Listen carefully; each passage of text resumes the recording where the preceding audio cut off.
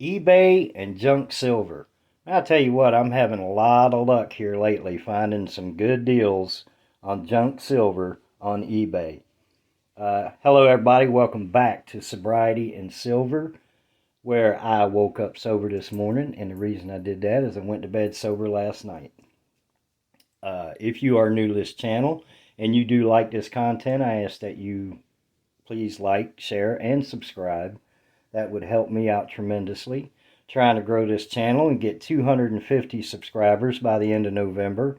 And to the ones that's already subscribed and watch my videos, I do thank you tremendously. All right, let's get to what we're going to talk about here. All right, my last video I did this morning, I was going to have a nice, relaxing Sunday, hunt through some nickels. You know, I was going to try to get the nickel box done today, so I had something for this evening.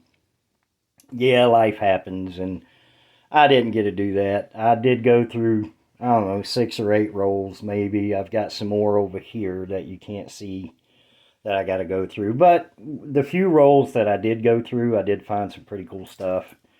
See if I can get this to focus now. I did find me a 2009 nickel. If I can get it to... Well, you know what a 2009 nickel looks like. And then this was in my last video. This was my 43 Philly War nickel. 35% silver. So that'll go in my silver stack. And I found Buffalo nickel. Now, this Buffalo nickel, it's so worn off, you can't even find a date on it. So that's pretty cool. I mean, I'm going to keep it, but I'd like to know what the date is. Pardon my shaking. The essential tremors are a little worse today from...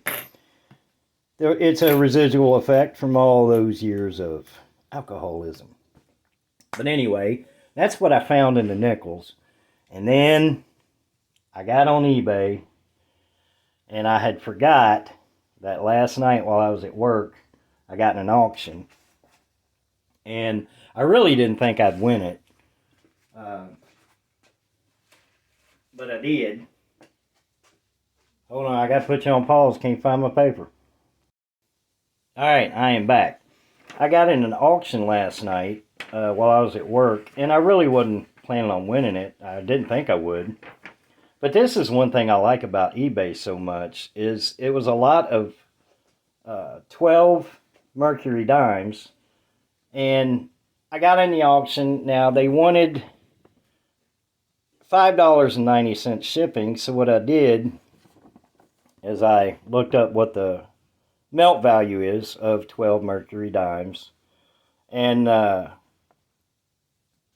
actually put in a bid for $20 plus the $5.90 shipping. And I thought, well, I'll never win that, but I did. So I got a dozen Mercury dimes from a reputable seller. Now, I know I crossed their name out, and I did not do that, so nobody knows who it is. I did that because I'm not sure if I'm allowed to put that on YouTube or not. I'm sure the seller probably wouldn't mind, but he did have plenty of positive feedback, and I went through his feedback and read what people were saying, and there was nothing negative other than one, kind of a late shipping. It took him a while to get it shipped, but that was it. So the melt value of a dozen Mercury dimes, according to Coinflation, is $27.20. I paid $25.68, and as you can see, it was only 3 bids. So I got these for $1.52 under melt. Now, the thing I like about eBay is if you can find a reputable seller, one that has sold... I like to find somebody that's sold over 1,000 items with a 98, 99% positive feedback. 100% is the best, obviously. But, you can't please everybody all the time. I sell on eBay, and right now I'm lucky I have 100% positive feedback, but I only sell clothes and shoes and stuff like that. And, but I have had negative feedback before, and sometimes you just can't help it. So if you find a reputable seller with a high amount of sales with a very good 98, 99% feedback, you can be fairly confident, or really not fairly confident, you can be really confident that you're going to get a good deal and you're going to get actually what you bought. So I got those coming, and the reason again that I like eBay is if you take your time and let's say you're just looking for Mercury dimes or Roosevelt dimes or whatever you're looking for. I type in search silver, 90% silver dime lot, and it'll come up, a whole bunch of them. And then if you click filter and go from lowest to highest price, usually it'll start you out. It'll say 0.01 cent, and that's new auctions that are coming on. And if you just keep scrolling, sometimes you get lucky, like I did, and you'll find an auction that's getting ready to end within like 12 hours, 8 hours, something like that, that people have overlooked.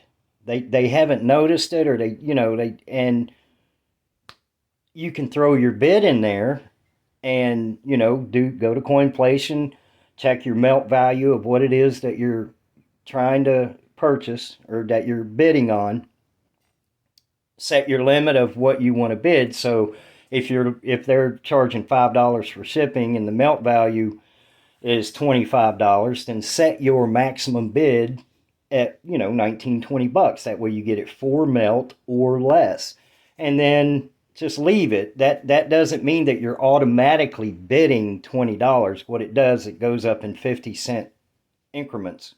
So if somebody's bid 12.01 and you put in your max bid is $20, your actual next bid is $12.51. And then if somebody comes behind you, it has to be 13.01. Then yours will automatically go up to 13.51. But it will max out at $20. And if somebody bids over $20, you're out.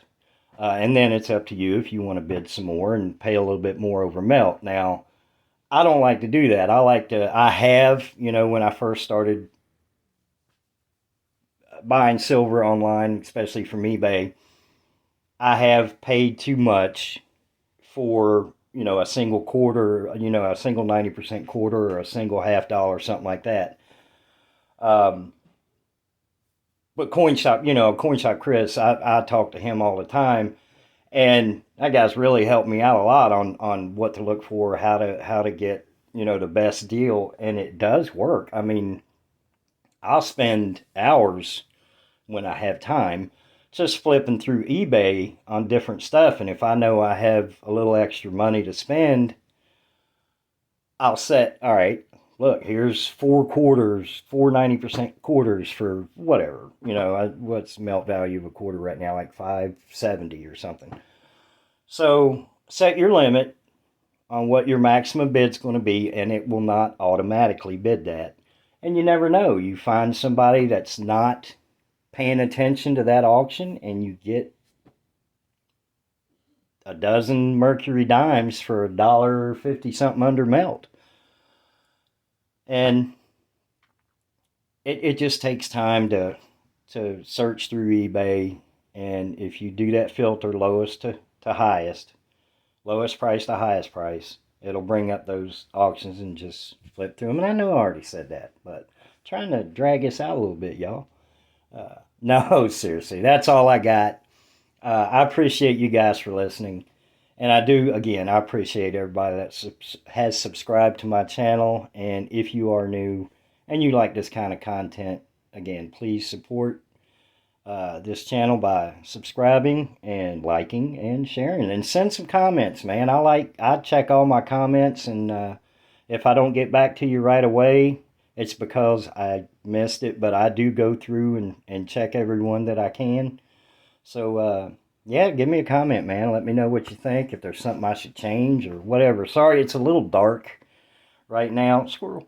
But, I was just wanting to shoot this quick video. It's getting dark outside and getting dark in this room. Anyway, also, real quick, check out my wife's channel. Hers is Lady Penny Picker. She just put her first video out this morning. And it's, it's her first one. It's moving a little slow right now. She has had some people saying, "Hey, your husband sent me over here," and she's going to put out another video. We're going to figure out how to do the camera a little better so you can see the pennies better than you could in her first video. So we'll get that worked out, and I will shut up now. You guys have a great night, and I will see you in the next video.